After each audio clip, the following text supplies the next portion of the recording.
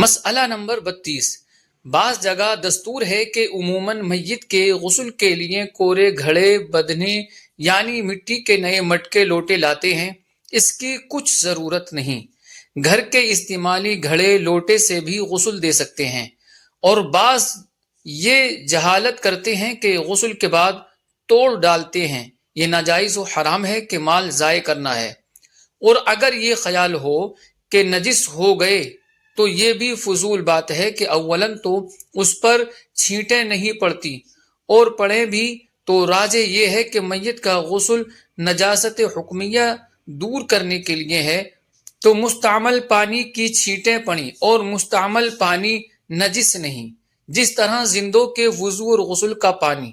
اور اگر فرض کیا جائے کہ نجس پانی کی چھینٹیں پڑیں تو دھو ڈالیں، دھونے سے پاک ہو جائیں گے۔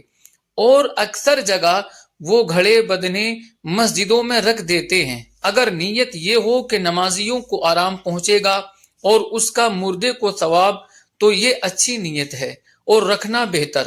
اور اگر یہ خیال ہو کہ گھر میں رکھنا نحوست ہے تو یہ نری حماقت، اور بعض لوگ گھڑے کا پانی پھینک دیتے ہیں، یہ بھی حرام ہے۔